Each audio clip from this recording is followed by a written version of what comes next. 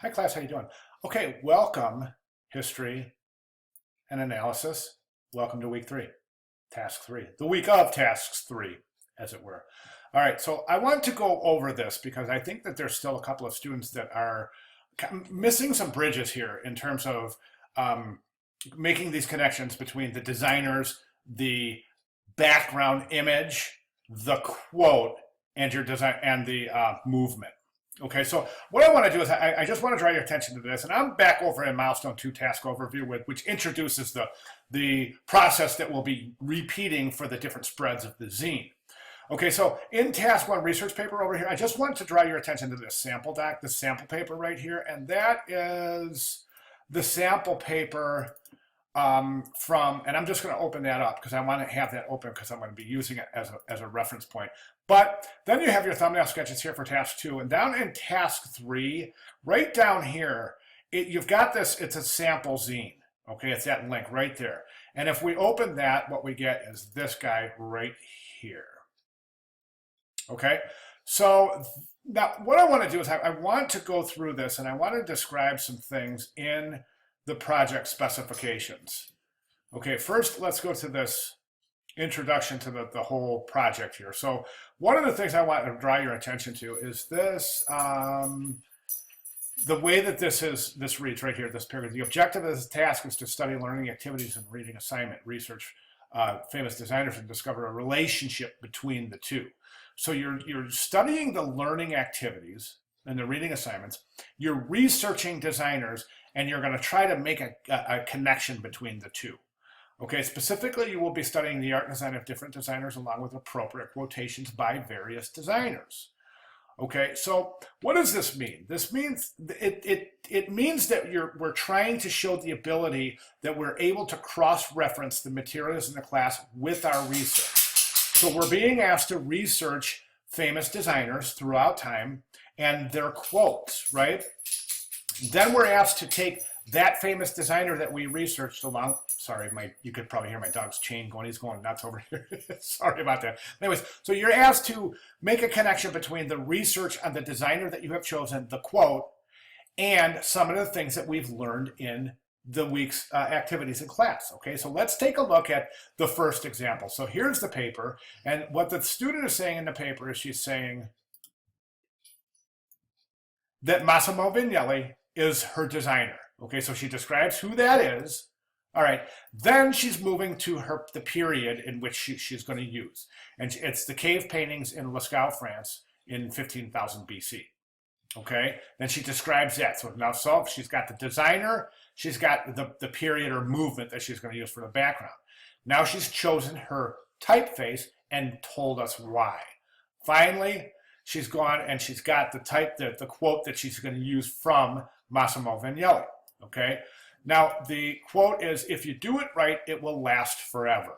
Okay, so we've got the report on the designer, we've got the report on the movement or time period, then we've got the reason for the typeface, and then we've got the actual quote. Okay, let's take a look at how this manifests itself visually. So here's the zine page that example points to. And let me just bring that down a little bit so we can fit it all the way in. Okay, so what is this saying? This is saying that here's the quote: "If you do it right, it will last forever." So this person has gone out and researched a designer. She's researched Massimo Vignelli. She's found a famous quote by him, all right? "If you do it right, it will last forever."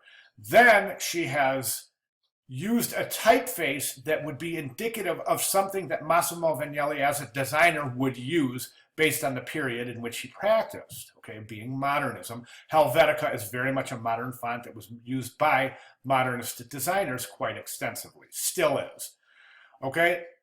Then what she's done is she's made this connection between the quote and the designer and this completely unrelated movement of the cave paintings in Lascaux, France. What is the connection here? If you do it right, it will last forever. These paintings are over 30,000 years old. They're done right, okay? So do you understand where the connections are being made here? And the reason I'm bringing this up is because there are students that have introduced their conceptual development for the second spread, and they're saying things like this. Okay, I'm going to pick a Bauhaus designer. I'm going to use the quote using a Bauhaus typeface, and I'm going to use a Bauhaus background, which is fine if our goal is simply to do an expose on Bauhaus, okay? But it's not. It's to cross-reference what we've researched our designers and the movements we're studying in class, okay? And that is the best way I think I can describe it, guys. And so you're really trying to show this proficiency of being able to jump, to select a designer, a quote, and to be able to tie that in with a movement studied in class. Okay, so the designer and the quote, that part's wide open. You can use modern, you can use older designers, you can use mid-century designers, you can use, designers from the early part of the 20th century, from the early 1900s and all those wonderful movements, De Stijl and Bauhaus and all of those. And then you can compare and contrast that with a different movement. But I just think it's wise to stay away from using the same movement that's involved with the designer, the quote, and the typeface. Do you see what I'm saying? I hope so. If not, get with me, and I will definitely try to clarify that. Okay, I've already spoken to a few students who have seemed to have clarified it quite a bit after a brief conversation. So don't hesitate to get with me on that.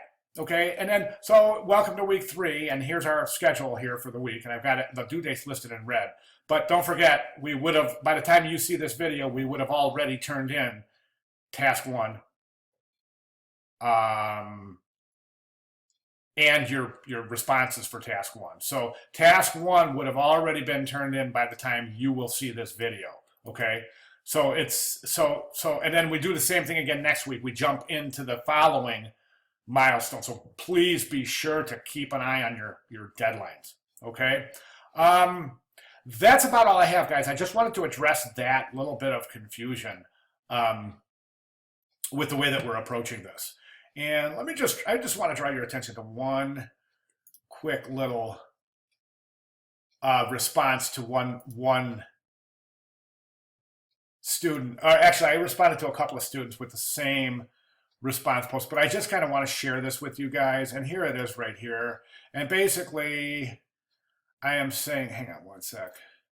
Okay, basically I'm saying this. Okay, so this student wanted to use a Art Deco designer in using the period of Art Deco, using an Art Deco typeface, and a quote by the Art Deco designer.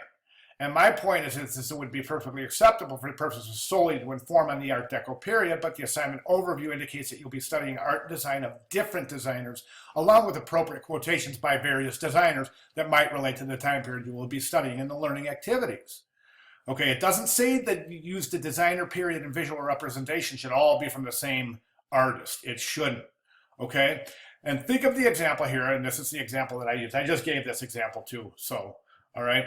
And then this is just going to make a much more engaging deep dive into the weekly objectives. I think we all have to agree with that when we step back and take a look at things.